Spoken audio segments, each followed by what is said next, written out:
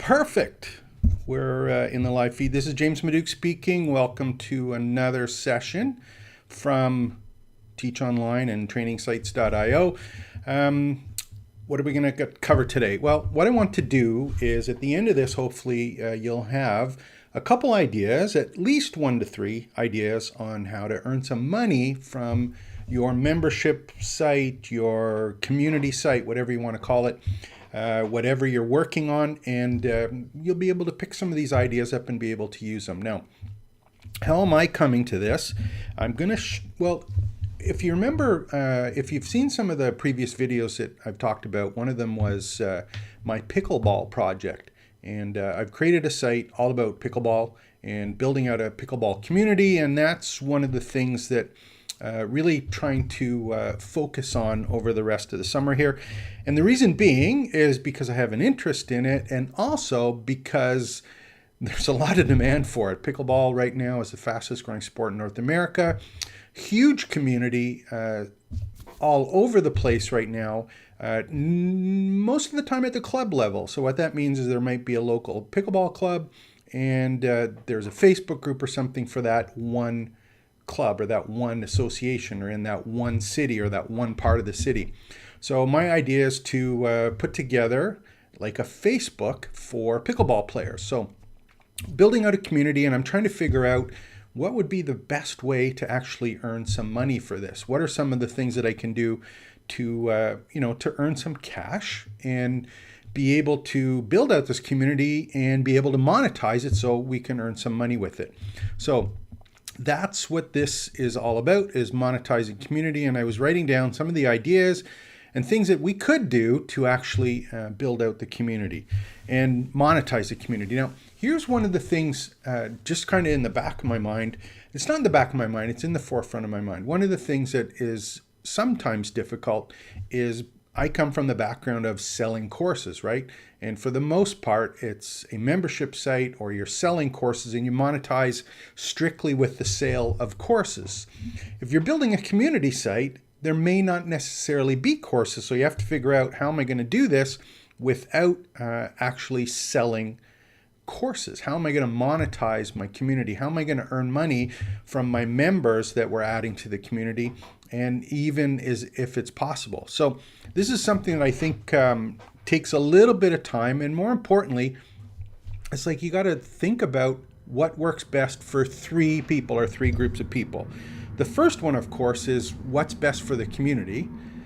You're building out a community, what's best for them. The second thing is you got to figure out what's best for the members of the community. So community as a whole, individual members, how can you make them happy? And then if you're gonna treat it like a business, you've got to be in a position where you can earn some money from it.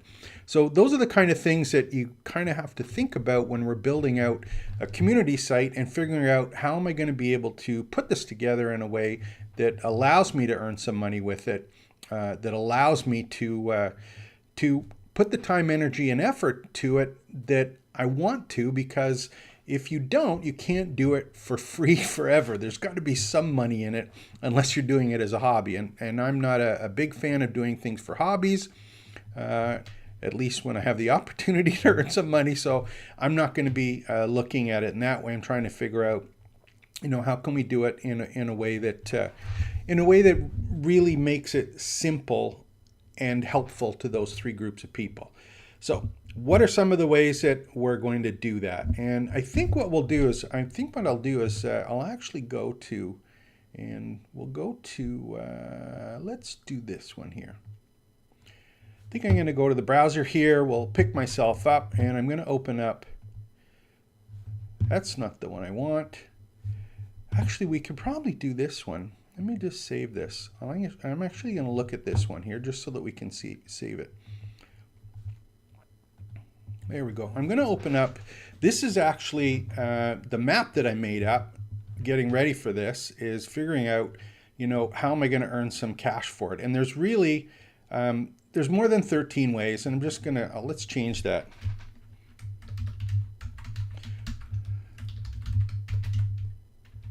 I'm just going to call it Monetize Your Community. Now, this is the way that I use kind of notes, and I was just writing down some of the things that we could do to actually earn some cash. And really, they break down into kind of two kind of groups. And one is a directly charging your members as the owner of the community. And there's a whole bunch of kind of groups in there. And then the other one is earning money from your community members or from the community. So one of them is for the most part is an idea where you're actually doing a transaction where you're in charge of the transaction, charging for the members. And then the other one is that you're facilitating either some kind of revenue generation that isn't necessarily you taking a payment. But there's a whole bunch of different ways that you can actually do that. Now, some of them are for the community, not an individual member. You're still going to take some payments, but there's a whole bunch of other options here where you can actually earn from your members. Now, the first thing that I'm going to talk about, and the first thing to just bear in mind, is that when you're looking at these, charging your members is the one that comes to mind first off. It's like when you're getting started, you're thinking, okay, I'm building out the site. How can I charge my members individually? The second thing is these other ones where you're earning money from your members. The reason that one comes up later, but you might want to consider it a little earlier, is because charging your members assumes that you have enough members to charge. And you can start charging an individual member with no members. If you have a course, you can start selling a course and have it in your own community site, but that's charging one person, right? On the other hand, if you're charging some members and you're trying to monetize members, we're assuming that you've got enough members that you can at least charge for some kind of facilitation of them getting some kind of benefit from being part of the community or interacting with other people and you taking some money from it. So, other thing I will mention, if you do have any questions, make sure to put them in the chat, which I believe is open. And if it's not in the chat, put them in the comments below and I'll help you out. And again, my name is James. It's from teachonline.io, which is our kind of membership site where we play around with all of the things around community and selling courses, and our agency, which is trainingsite.io, if you want all this stuff done for you. And again, subscribe to the channel if it's something that interests you, and we cover a little bit of all of these different things that are involved in community, selling courses, and building out membership sites. So let's just touch on one other piece here, and this is the only reason I'm going to mention it here is because this whole idea of selling courses. And selling courses is how I got started. And when you're selling courses, there's a couple different ways of doing it. And let me just see actually what I might do here. I'm going to let's open up something else here. I'm going to go and do, which one will I do? I'm just going to open up. Let's do one where we're going to do let's do this one here. I'm going to log into the Teach Online site just to play around with it right now. And I'll show you a couple things that we can do with charging for courses, just so that you see how it works from the administrator background. So I'm going to pop in here and we're going to go to LearnDash and look at some of the courses. And open that up, and let me just look at any one of the courses, and let's do one. I got some draft courses here. Here's one here, how to earn money giving away courses. So I'm just going to open that particular course up. Now again, I'm logged in as the administrator, so I might even open another screen here. We'll open up another browser so that you can see it, but here's how to earn money giving away. And in any of the LMSs or the learning management plugins where you're selling courses in WordPress, you're going to have a couple options. And if we go to options, the one that's kind of important is the course access settings. And what that's about is, how do I give access to a course? So if I've got a course, what are the different ways that I can sell it? And there's a couple different ones that are interesting here, and they're the ones that you traditionally think of when you're selling courses. And in this case, the first one is a buy now, and that's if you pay me some money, I will give you access forever and ever to the content of this course. So it's a form of premium content, but it's a course. And this course is in LearnDash in this particular example. It could be in Lifter LMS, which is another WordPress plugin for selling and building out learning management systems. There's Tutor LMS. There's a whole bunch of them. Those are the three that we generally use, but it's a one-off payment, right? So it's like you make a payment, you get automatically enrolled in the course. Course isn't available for everyone. A community member, and if, for example, in this one, when it's free, you can actually charge free. And listen to what I say in this one. If you actually want to use your community as a way to generate or capture email addresses, you can buy the membership by giving away a free course. This means that someone has to register for it. So technically, we're buying their email address and we're using a course as a form of payment. That would be free. Open means that anyone can take the course or look at the content. It's not protected. But free means you got to be registered. Free means that you're logged into the community, you're part of the community, and it's free. Buy now is just that. It's like make a payment, you're in.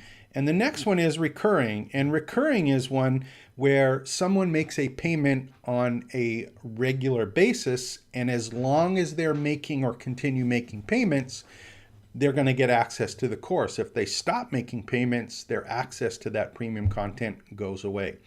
And then there's another one here called closed.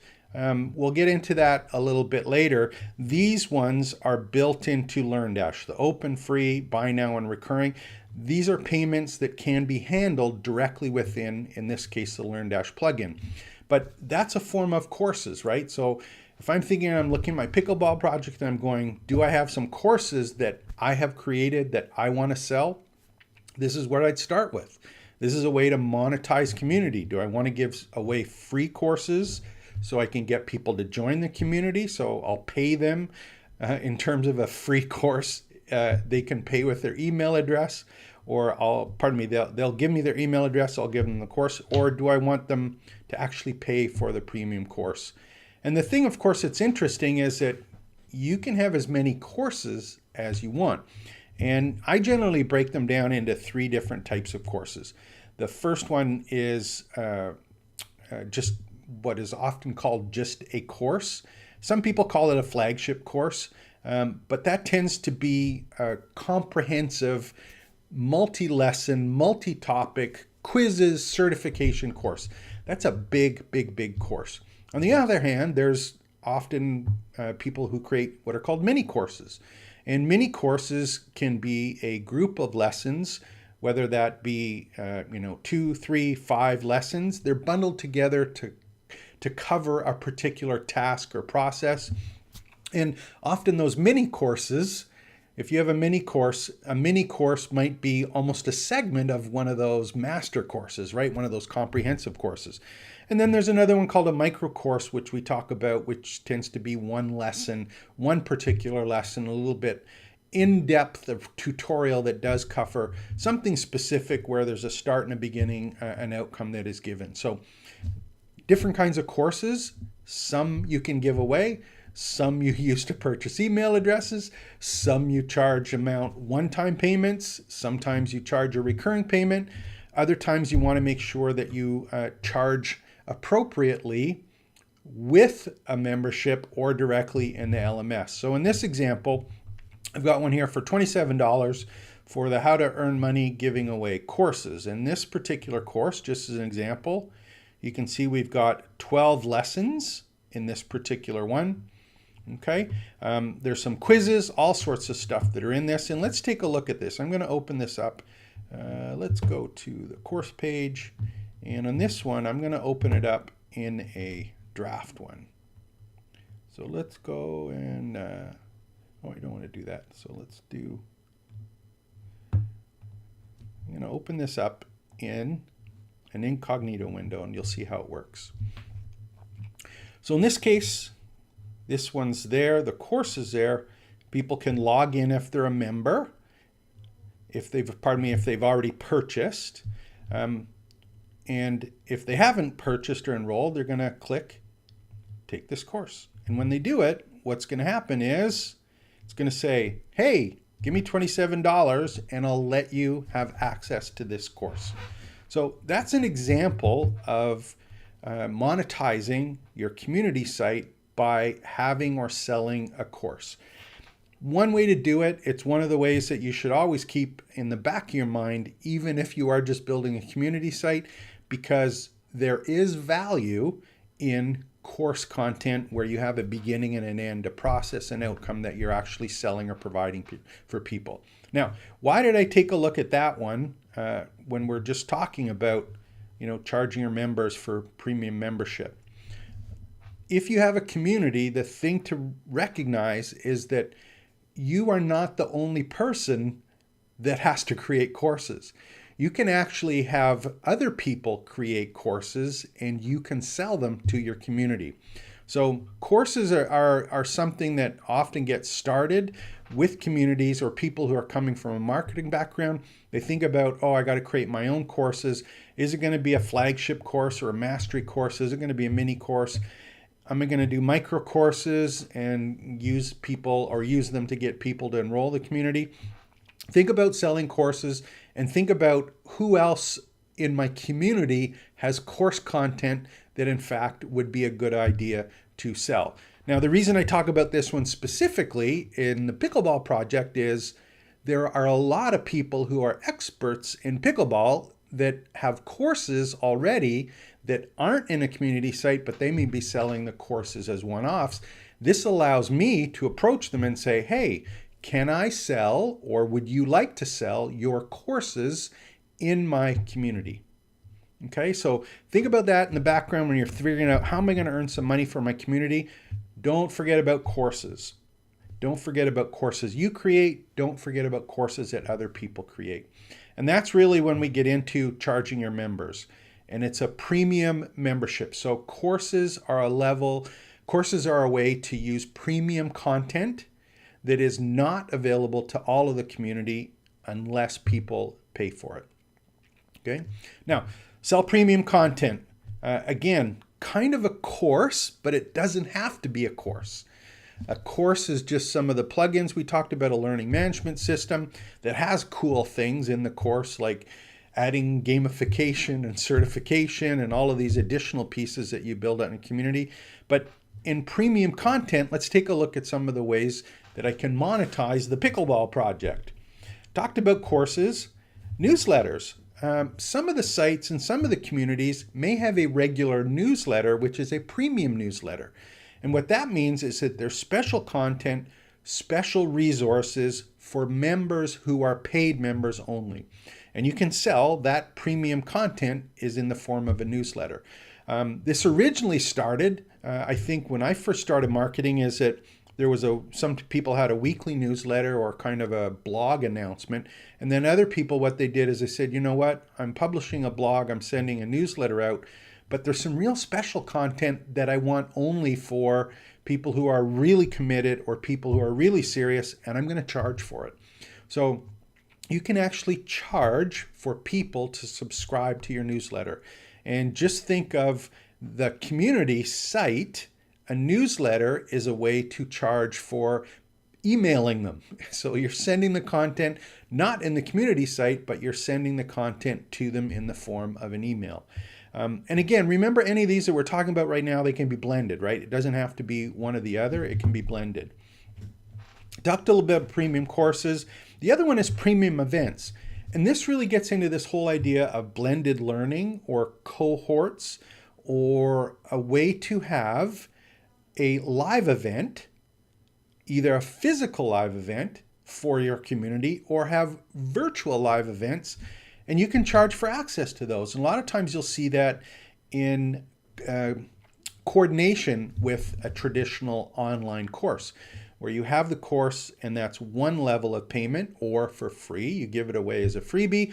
But if people want access to you as the expert, or perhaps you have an open question and answer, or you do a new tutorial, or you add premium content to an existing course in the form of a live event, You can have those premium events, and again, it can be in person, it can be virtual. There's all sorts of different ways of doing it, but it is an event format. It is a one-time structured way to do it. And this is really when you get into this whole idea of cohorts. The other one that you might want to think about is premium services. And again, these tend to be one-off for the members. And in many cases, this is what we do with our business. Is we have the trainingsite.io agency, and we recognize that there's some people that learn about this and then they go, man, I just don't have time, or it's too confusing for me, or I've got a business to run. I don't really want to be doing all of this stuff myself. Can you do it for me? And that's when you get into a situation where you're looking at premium events or premium services, and people actually will just pay you to get it done. They want the outcome of having a community. They want to be able to monetize it, and in our case, but they don't have time to build it. So you can offer premium services to your community. And again, your community has to obviously have a need for the services that you want to provide, but that's something to consider and one of the ways to monetize it. Now, how do we do that in a pickleball project? Not entirely sure. That's an example of one that doesn't fit in my particular example. Premium blended courses. This is that whole idea of cohorts.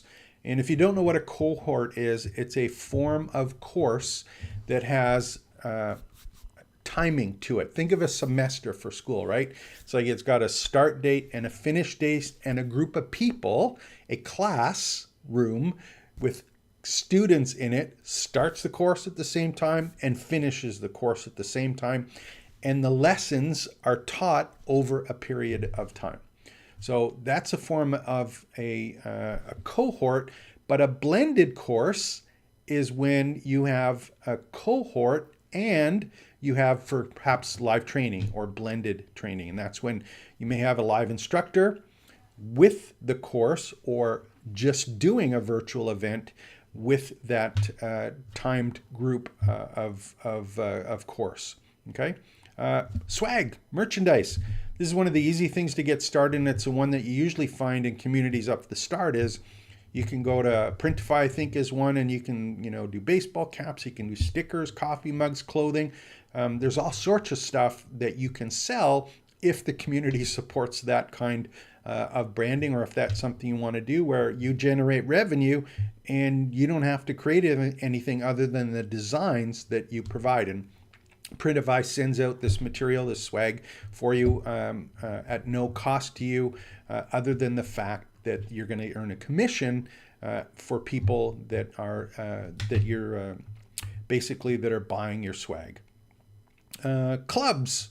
Here's an interesting one. One of the things that when you get a group of people or multiple people in a subgroup of what it is that you're doing with your community, you can actually have kind of private groups. And one of the things you can do is not only you're selling to an individual member, you're selling to a group of members who might be together.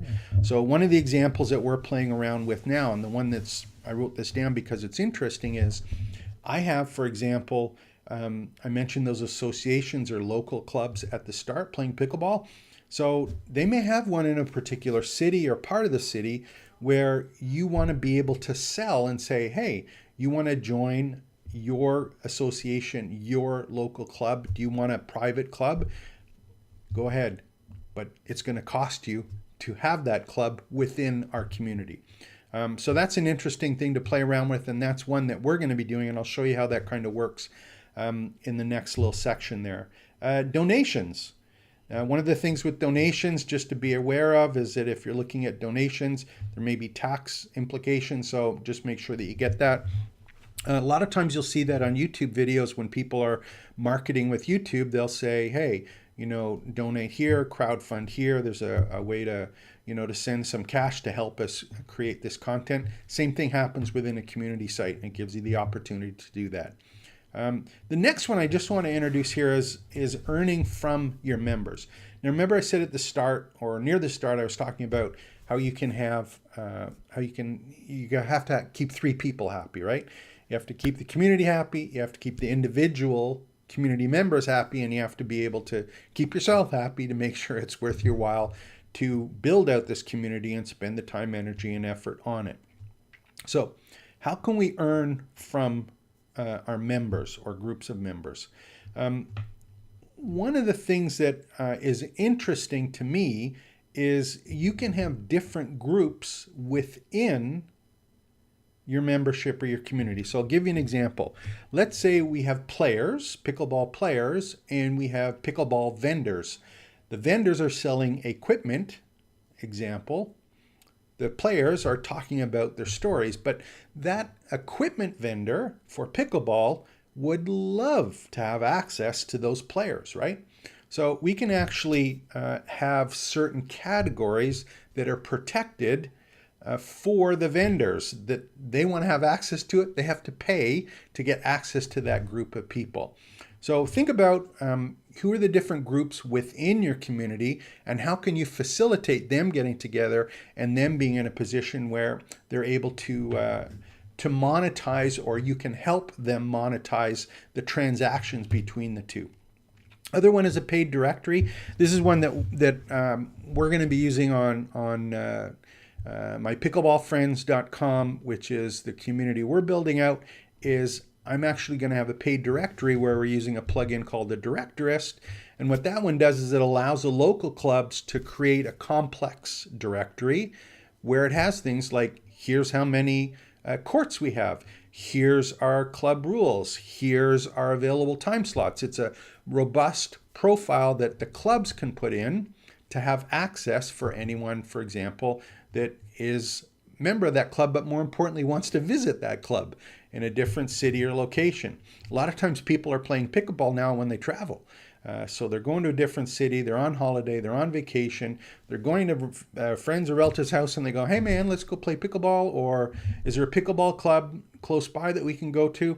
And you can have a paid directory, so you have to pay, that association or group has to pay to be able to be in that public directory. They don't pay, they don't get access to putting their profile in the directory. So that's an interesting way to do it. The other one is a marketplace. In a marketplace, there's a bunch of different ways to do that. The one example that I come from in the course side is, if you're thinking about a marketplace, remember, I'm used to creating all my own courses. If you go look at other course sales locations or models for selling courses, marketplaces, Udemy is a big example of that, right?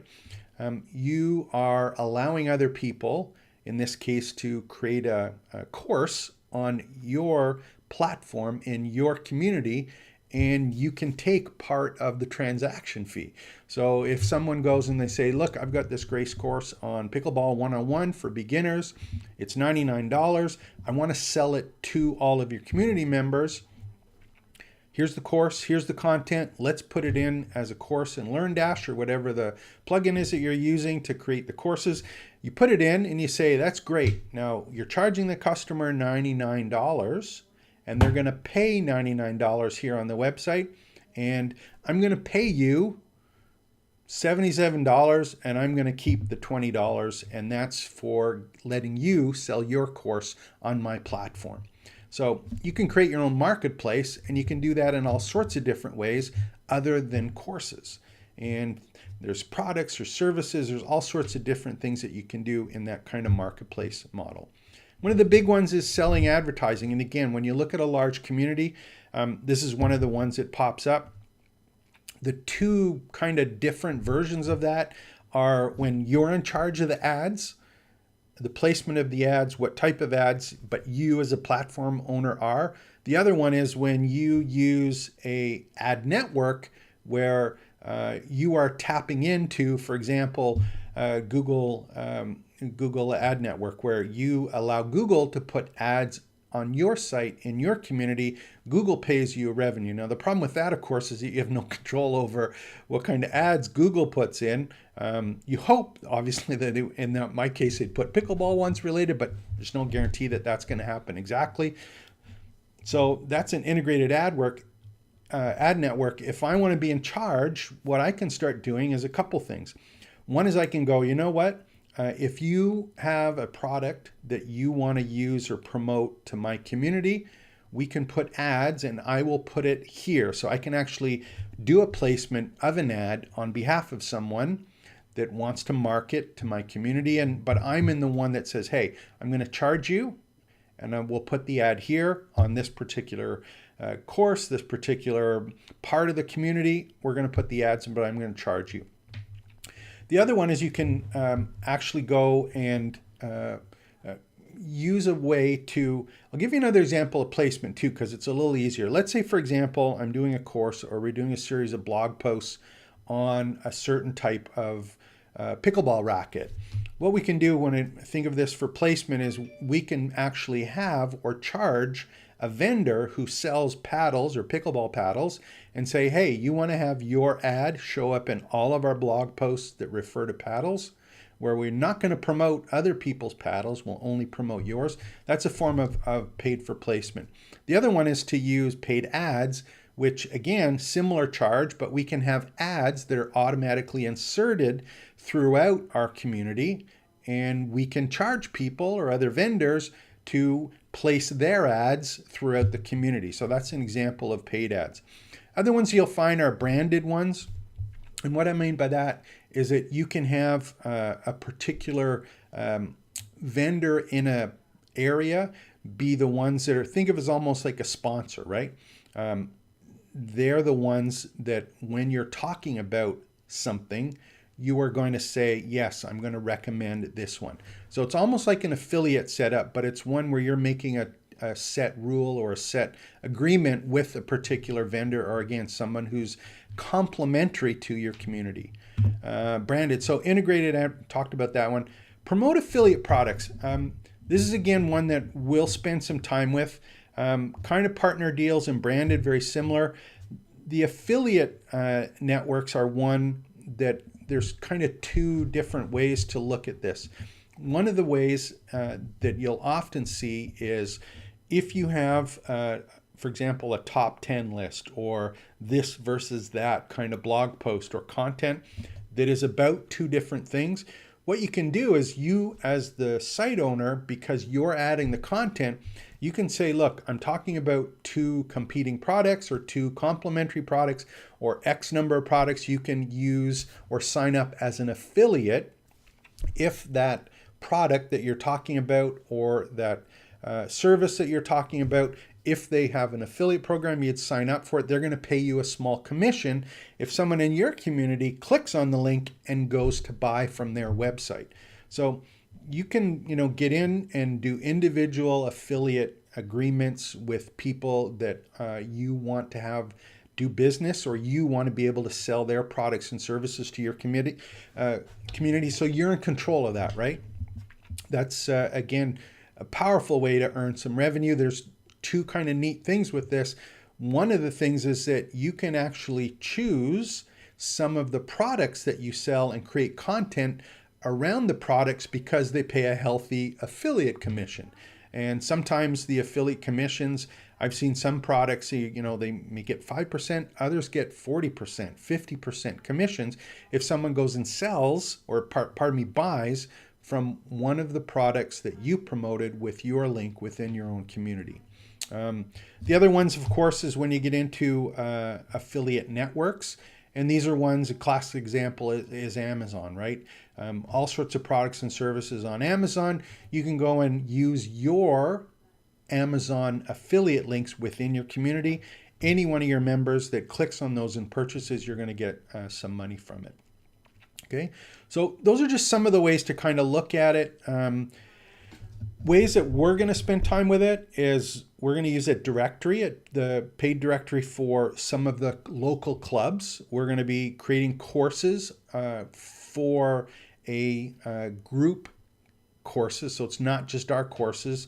We're going to use other experts. We're also going to be using things, for example, with premium content. And what I'm talking about that is that we're not going to do live interviews, live events which we're going to use and have community members paid for if they do want to ask questions, they do want access to these particular experts. We're going to have swag and merch. That's one of the things we're obviously going to have. Pickleball is great because there's a lot of great sayings and ways, things that you can do in pickleball. It's a great community to start off with. People are really excited about stuff and really enjoy that whole space. The other one is we are going to be doing some advertising along with it and affiliate products. So there's a whole bunch of ways that we're thinking about it. Which ones do we start off with? The first one is we're going to be using or trying to grow the community by giving away free content in exchange for people joining the community. It's one thing to just say, here, join the community, it's free. I think as we start to build this out, we're going to be able to grow the community, but we got to provide some value to them. And the thing at the start is we got to get numbers up. And I'll be going through those. We'll show you what's happening, show you how things are going with that over the next little while. And it'll be interesting to see how we can actually market this so that we get in a position where people are, that there's lots of reasons for people who want to get involved and play around with that. So let me see, is there any questions? I got carried away here. Sometimes, how long have I gone? 36 minutes just on some of the things that are there. So let me just see. I'm going to go over to the other side here. I'll take a look on my other machine and see what the scoop is on that one. If anyone has come on, if there are any questions, make sure to ask them. The one thing that I will, let me just do this one here. I'm going to turn myself down so I make sure that I'm not on. Any comments? Oh, there we go. A couple people. Yeah, there we go. Garten, Mark, and Buck, Andrew Haywood. Thank you for coming on. Again, I'm using a product called Ecamm here, Ecamm Live, which is a Mac-only program, and it allows me to do these live webcasts, but I still am learning how to use it properly. So if I didn't get around to answering the questions, I apologize for that, and we'll continue to get better at it. The other notes that I did make, and I think I'm going to talk about those briefly because one of the things that you have to think about with all of these communities is, first is, is it a community yet? Your community and monetizing it, you have to think about how many people do I actually need before I start asking them for some money, or before there's enough value in the community that it makes it worthwhile for them. There's still those three people, right? It's your community, the value to the community, the value to the member, and the value to yourself.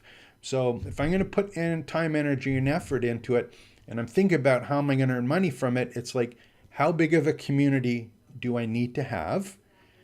And then how, as a member, am I going to provide enough value to people that they want to be able to pay for that community? So you got to really think about that. Make sure you understand who it is you're helping, what it is that they want, what are the questions that they have, and how you can answer those questions for them, or more importantly, how the other community members can answer those questions for them. And that's the real value of community. And I think this is a really hard thing for people, especially like me, who grew up in this whole internet marketing space where it was all about protecting content, not sharing with people, not giving away all your great information unless people paid for it. And that is changing just because there's so much information available and nothing's really secret anymore.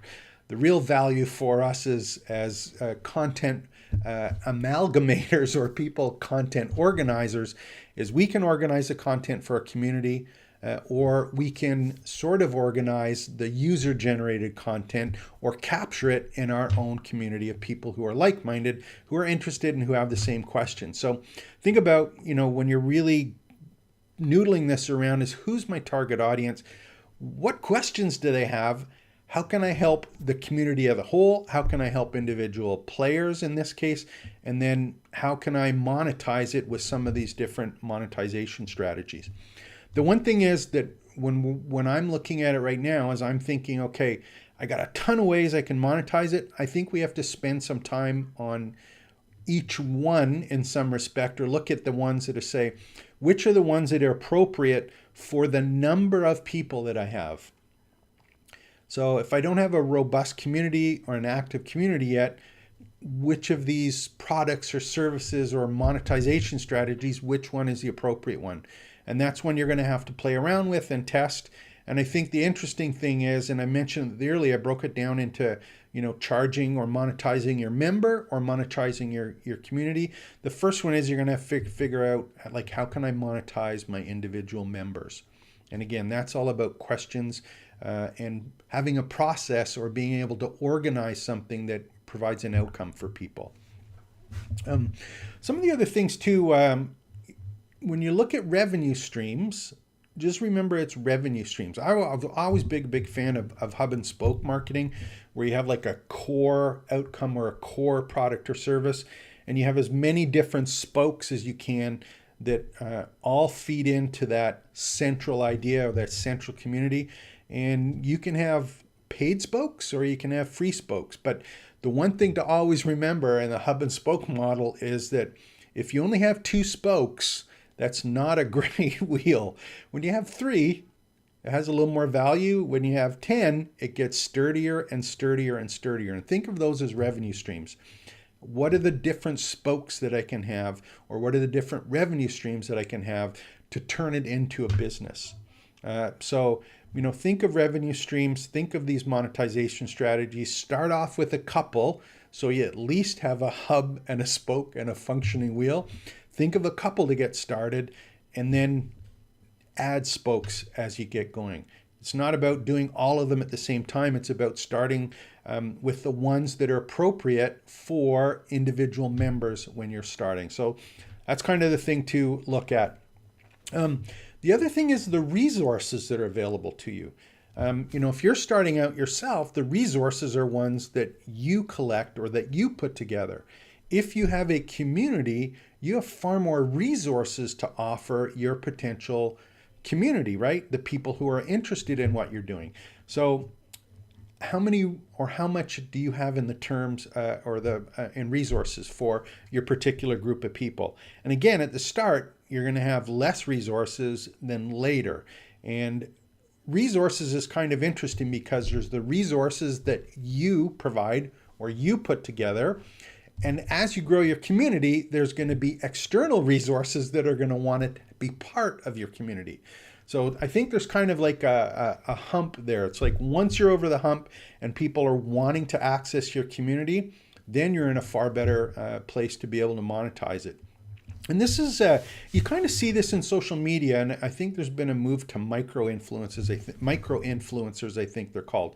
In the past you think and go, man, I got to have 1 million subscribers to be able to earn some money from my social media content. That's not true anymore. If you have an engaged and active community, people are willing to pay for access to that, and you don't need a lot of people. You need an engaged and active community. And that's the other thing to think of is like, if I'm going to build out this community, if I'm going to monetize my community, how can I make sure that they're engaged and they're active? You want people to not only consume what's in your community, you want people to contribute. So what are the different ways that you can get people to contribute to the community? Facebook is a great example of that. There's lurkers on Facebook that never post, but they read a lot. And then there's people that post all the time and they're engaged and they have some fun and they meet friends and get involved. And that's one of the things that you have to do as a community owner or a site owner or someone trying to sell courses.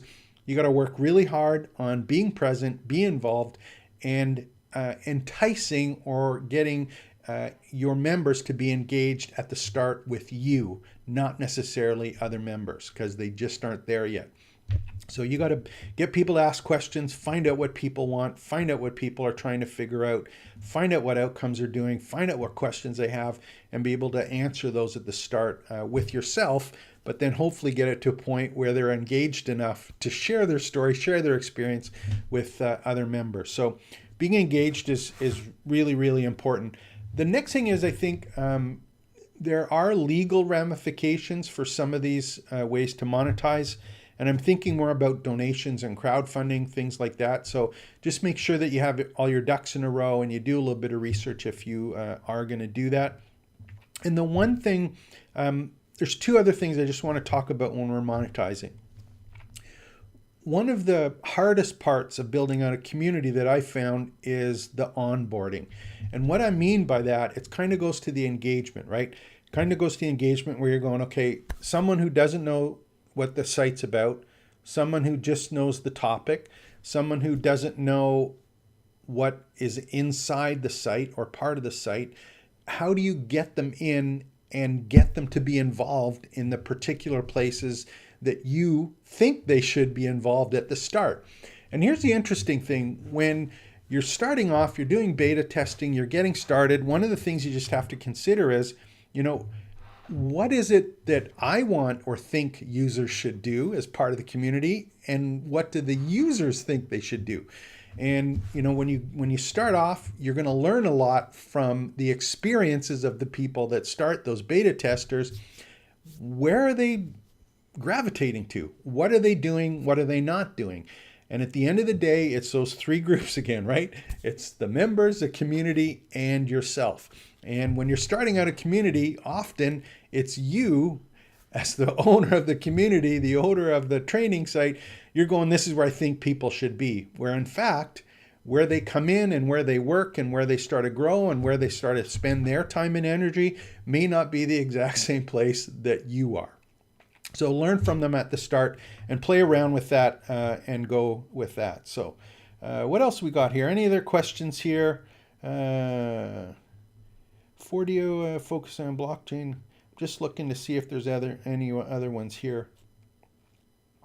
Different types of community. One of the questions is what are the different types of communities? And I don't know if I have a good answer for different types of communities. One of the things that I've noticed personally working with lots of clients, and it really came out actually doing stuff with Chat GPT. It really came to the forefront doing Chat GPT when we started using or creating some of the content for community sites, is that when you start talking to Chat GPT and you start engineering or putting together the prompts for clients, one of the things that we do at the start is we always ask ChatGPT what it needs to know from us in order for ChatGPT to create good content.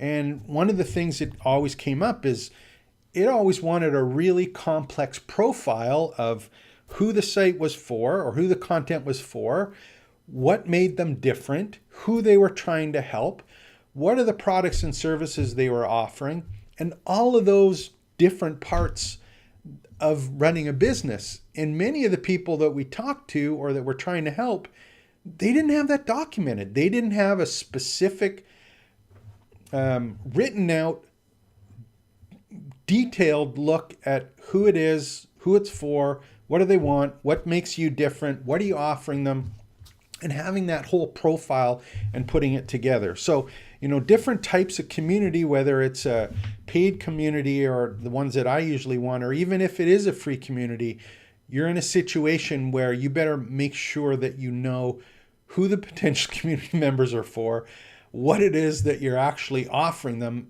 and make sure you understand why they would even want to be a member. And when you're starting out, you may not even know the answers, the right answers, but you have to start somewhere, introduce it, and see if you get the pickup and see if you get the feedback that you're asking for, and be open to understanding that it's not necessarily what you think it is and what you think people want. It's what they actually communicate to you and what they actually want, which is kind of interesting. So what else we got there? Have to know your audience. Yeah, Martin, exactly. And I think I'll do one just on some of I bought a great resource from a gentleman, and I don't know his name, but his handle is AI Avalanche. And I bought a product or service from him that has, I think there's like 1,000 prompts, Chat GPT prompts. And he does a really, really good example or a really, really good job of structuring the context around all of his prompts. And I think there's some real benefit for people who are community builders or training site builders, because the majority of his prompts are not about act as if you are an expert copywriter, or act as if you are a act as if you are, for example, are a community builder. It's not about acting as, it's more about asking Chat GPT, here's the situation, what does Chat GPT need to know from me in order to give it the context that's appropriate. So, it's interesting in that respect of making sure that you know your audience, know your niche. And again, the thing I just want to stress is that in as much as, you're creating courses, you're creating content, it's like we go into it, especially at the start, you go in and go, man, I know exactly what I want to do with my community site. And you get some people in and you ask for some feedback and you go, wait, that has nothing to do with what I thought you wanted. So just be really, really open at the start and understand that it's not about the questions that you have and what you think people want answers to. It's actually answering the questions that they have, and more importantly, the outcome that they want. And at the end of the day, when you're building out a community, there's, a couple, one of the questions here was, what's the different kinds of communities? One of the things is really just, why would someone join your community? What is it that you have that makes you different? What is it that they want? And some people just want friends and they just want to share their story, and that's fine. Other people want to learn something specific. That's fine too. Other people want to network with like-minded people and see, for example, what other people are doing. Some people may be interested in competitors and get involved with your community to find out what other competitors or people that are either complementary or competitive to them, what's going on with that. So I think it's, at the end of the day, it's about education and personal education, or topic education. And I think, just playing around with that, trying to help out those particular groups of people, there's some real power and benefit in that. And if you can put together some of these ideas, we talked about monetizing, you're going to be in a unique situation where if you can get some spokes together, find out the ones that work in your particular instance, and get it to a point where the content that's being generated, the majority is coming from the user and not necessarily from you. There's some real value in that. So kind of interesting. What's one of the other ones here? Just trying to see if we can pick some out. Any other questions that are here? What do we got there? Desist. Who's that one? I don't know what we got there. AMA. I don't know. Here's one of the things that just I come from the training background, right? So it's about courses as well. I talked about this previously, and I think for monetizing content, especially communities, I think this whole idea of blended kind of premium content is something that keep an eye on for your community. And there's two kinds of blended content I just want to sort of touch on. The first one is the blended content that you as the community owner can provide, where it's your information, your resources, but you do it live as well as in a static format that's in your community. So it's when you get involved, for example, you answer questions, you direct people, and it's a one-on-one relationship when the people are in the live events. The other thing is when you're creating this content, and this is something that I think everyone runs into, especially when they've been doing this a while, is it's like you get tired of, not tired, but you find that you're regurgitating the same content. And I find this personally is not cumbersome, but it's something that's kind of keep an eye on. I think the other thing that's happening in the communities is you're going to see a lot of virtual interviews or virtual network with other experts or other complementary people within that community. And one of the things Ecamm Live that we use is really great for bringing in guests and having guests doing live webcasts or blended learning, where it's something that is only available to paid members within the club. Or within the community, which is kind of neat. I think that's one of the ways that you're going to see, especially starting off communities, where it's not overly large numbers. You're going to have these kind of live webinars, and people are more comfortable with that. If we take a look and say, 4 years ago or 5 years ago when Zoom first came out, it's like people are trying to figure out how to use Zoom and get their computer working and make sure the camera was showing up, the speaker was there. It's a point now where a lot of people are really comfortable watching a live webcast, being involved in a Zoom call, having some proper manners and etiquette when they are on live calls, being comfortable asking questions in chat, making comments like that. So these are some of the things that I think to really focus on as you're building out some of these sessions. And I think, this whole Ask Me Anything kind of situation is something that you can do one-off, but it's also something you can do with other experts. And I think there's some real value in that for community builders. So if there's any other questions, any other topics, hey, make sure to ask them. I'm just looking, see, is there anything else there? I don't think so that I can cover today. We've been going 56 minutes. Again, subscribe to the channel if you haven't. Go register at teachonline.io. We're playing around with all of the different tools that we end up putting on customer sites. We play around with them there. And between me, you, and the fence post, I do a really bad job of keeping things consistent there. And we change stuff all the time. And the reason we change stuff is because we're practicing on stuff that we put on customer sites. And, just play around, install it. It's like a mini staging site for us where we're trying to figure out, different ways of doing things, how stuff works, how it doesn't work. So just kind of interesting. Get in there, ask some questions. We have lots of courses. If there's a course that you look at and you go, well, how does this apply? Or can you update this? Please let us know, and I'll certainly update it. We'll also have these live questions once a week. We have them. And we also have some group training that's starting for premium members and premium content, where we're actually having some of our bigger courses, our mastery courses, put together for people who want to pay for those as well. But you can certainly join. It's free to join, free to get started and ask questions, and I'll do my best to answer them. And if you don't have time for this, you have a business to run, you just want your campus set up, you want your community built, you can certainly do that. Go to the trainingsites.io. Agency side, we have a whole bunch of packages that put that together and make it easy for you to start, build, and grow your own community. So I want to thank everyone for joining today. My name's James Maduke. Make sure to subscribe below, and we'll see you again next week if I can find the end or the finish here on the site. So take care, accept the best. All right, expect the best.